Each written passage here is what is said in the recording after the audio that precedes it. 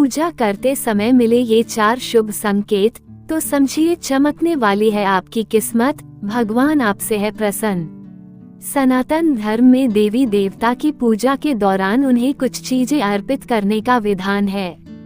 इनमें चंदन, हल्दी, अक्षत, कुमकुम और फूल आदि शामिल है। साथ ही विशेष चीजों का भोग लगाया जाता है जिससे प्रभु प्रसन्न होते हैं और उनकी कृपा प्राप्त होती है। धार्मिक मान्यता के अनुसार पूजा के दौरान कई तरह के संकेत मिलते हैं। इनमें कुछ संकेत शुभ होते हैं तो कुछ अशुभ माने जाते हैं जो जातक के जीवन से संबंधित होते हैं। आइए जानते हैं पूजा के दौरान मिलने वाले शुभ और अशुभ संकेत के बारे में।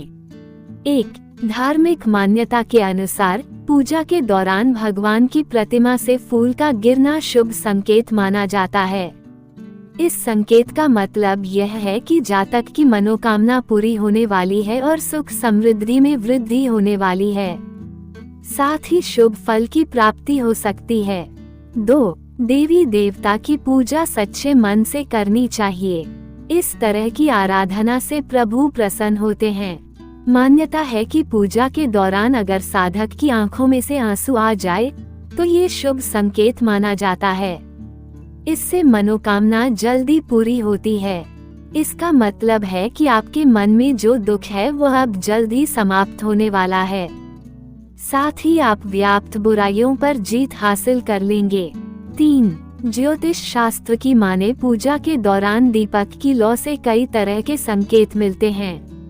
अगर दीपक की लौ ऊंची है तो ये शुभ संकेत माना जाता है। इसका मतलब यह है कि आपकी पूजा स्वीकार हो गई है और घर में सकारात्मक ऊर्जा का आगमन होगा।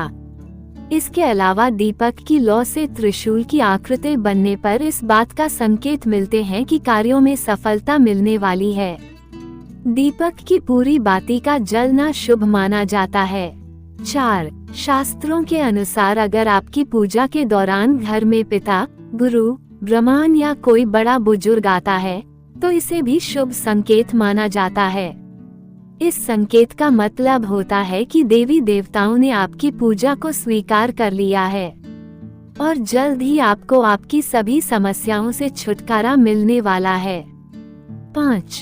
अगर पूजा का दीपक जलाते समय या पूजा पाठ के किसी कार्य के दौरान आपका हाथ जल जाता है तो इसका अर्थ है कि पूजा के दौरान आपसे कोई गलती हुई है। ऐसे में कोशिश करें कि आप भगवान की पूजा और अनुष्ठान सही तरीके से करें। 6. दीपक जलाते समय अगर दिया गिर जाए तो यह अशुभ संकेत माना जाता है। इसका मतलब यह है कि जातक को जीवन में आर्थिक परेशानी या किसी बीमारी का सामना करना पड़ता है। 7. पूजा करते समय अगर सिंदूर की डिब्बी हाथ से गिर जाए तो समझ जाएं कि आने वाले वक्त में आपको किसी संकट का सामना करना पड़ सकता है। ऐसी स्थिति में आप कभी भी इस सिंदूर को झाड़ू या पैर से साफ न करें। इस सिंदूर को आप साफ कपड़े से उठाकर डिब्बी में रख दें और इस सिंदूर को जल में प्रवाहित कर दें। इस सिंदूर को वापस पूजा में इस्तेमाल न करें। 8. अगर पूजा के दौरान आपको छींक आए तो समझें आपके किसी काम में बाधा आने वाली है। पूजा करते समय व्यक्ति को ध्यानपूर्वक भगवान की आराधना करनी पड़ती है। ऐसे में पूजा के समय छींक का आना अशुभ माना गया है। पूजा करते समय छींक आने का ये भी मतलब हो सकता है कि आपकी पूजा सफल न हो पाए। 9. पूजा पाठ में नारियल का इस्तेमाल मुख्य रूप से किया जाता है। इसे श्रीफल के नाम से भी जाना जाता है।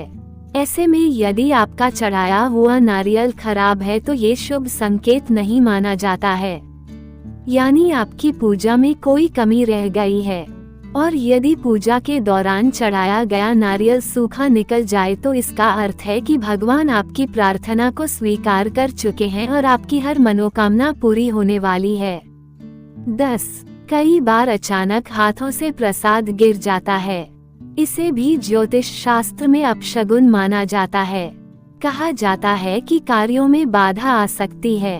प्रसाद गिरने पर इसे उठाकर माथे पर लगाएं। इसके बाद खा लें या किसी गमले में रख दें। 11. अगर पूजा के दौरान बार बार आपको उबासी आती है तो शास्त्रों के अनुसार ऐसा होता इस बात का संकेत है कि आपके अंदर किसी न किसी तरह की नेगेटिविटी मौजूद है।